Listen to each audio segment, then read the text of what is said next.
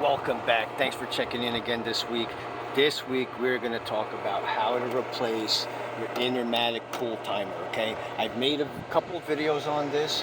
One video that I made was how to know if your pool timer is broken, okay? And once you figure out that it's broken and you need to replace it, that's what we're specifically going to go into this week, okay? There's going to be a couple things that you're going to need to, to do this replacement. Some screwdrivers, flat tip, okay, and also your Phillips cross tip, okay. A pair of needle nose pliers are going to be very, very helpful. All right, some tape. This is painting tape. You can use duct tape. You could any type of tape, right? And a pencil or a marker that we're going to write down some key information on. And also not mandatory, but very highly recommended, a voltage meter. Okay. Step one. Turn off all your power. If you don't have a sub panel here and all you have is the little dial sticking out of the wall, go back to the main panel in your garage and make sure that you turn off your breaker, okay? I'm gonna take the cover plate off. Actually, turn off everything. All right, and now we have all the wires exposed. Want to take off this safety cover from the actual pool timer.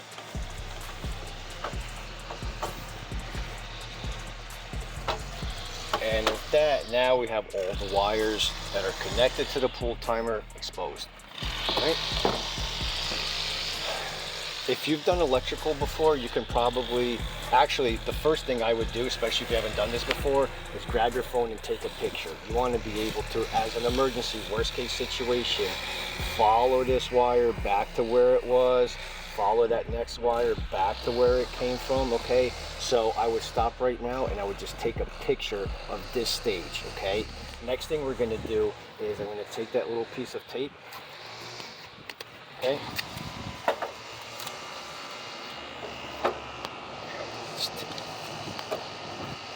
Right, and I'm gonna put a piece of tape on every single piece of wire, okay, and I'm gonna label this one. I'm gonna put the number 1 down because it's in the first terminal. Then I'm gonna put number 2 for the second terminal, and so on. The third, I'll have a number 3. Sometimes you're gonna have more than one wire coming out of each terminal. If you have a salt system or solar, you might have 2, even potentially 3 wires bunched up going into the same terminal. You wanna make sure in that situation that you really get that piece of tape surrounding all of them, all right? So now I'm gonna loosen these up one by one, all right? Lefty loosey. Okay, once that's loose enough, you should be able to slide that right down. Boom, see, came out. I'm gonna get my pen or marker if you have it, and I'm gonna write down number 1. That way when I go back to put this in, I know that this one is gonna go inside the first terminal, okay? So now I'm gonna do that to the remaining wires. Number 4, okay, so now I got them all labeled. I got number 1, it's gonna go back there, 2, 3, and 4, and we also gotta get rid of the ground wire.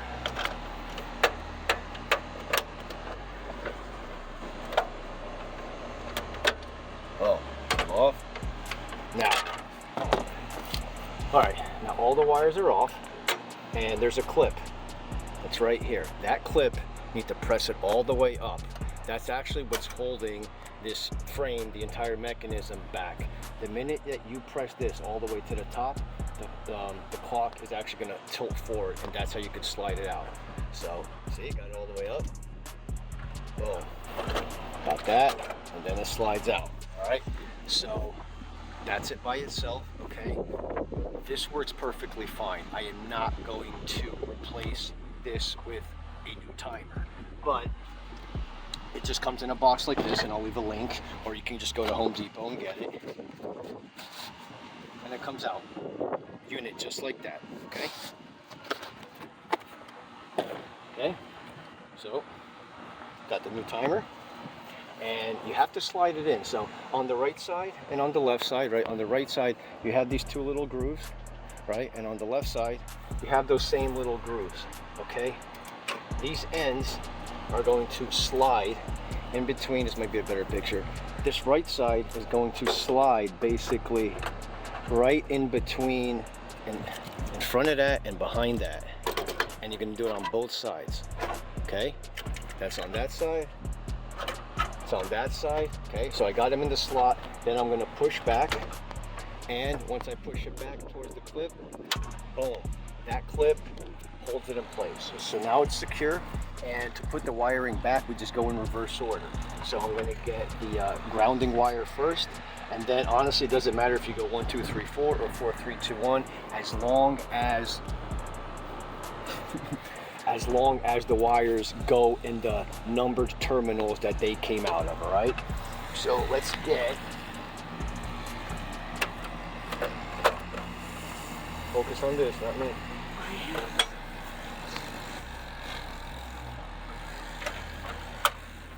All right, got that little loop for the grounding wire. You want to tighten this to where it's not coming out, okay? So grounding wire is where it needs to be, okay? Now, when these go back into the terminals, okay, I'll do number 4 first. There's a little plate behind the actual screw, and there's space that you can fit from the back of this to the back of this screw. And as you're tightening it, you got the back, and you're putting this up, and then you have another one. As you're tightening it, it's basically going to clamp onto the wire. So you want to slide this up as high as you possibly can. Oh, see how high that went? Almost the whole thing. All right, hold it still, and then righty tighty all the way until you have no resistance. Now try tugging that out. You can't, it's all the way in, okay? So now number 3, right? That was number 4. Okay, now terminal 3, we're gonna put terminal 3 with wire that was number 3, same thing. Stick it all the way in, all the way up. Righty tighty. Well, that's going nowhere. That's it, okay? I'm personally gonna rip these off just for myself. You can keep them on, okay?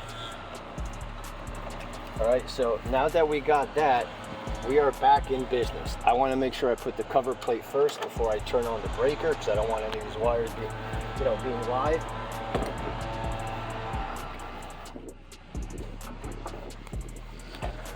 Oh, forgot something. The cover plate for that.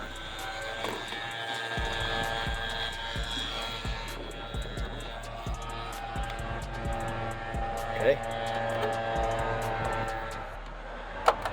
And that covers any exposed terminals and contacts. There we go.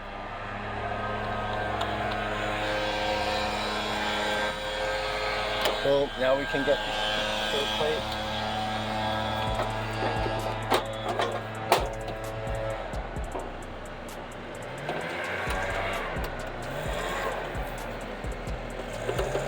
All right, all the wires are hidden.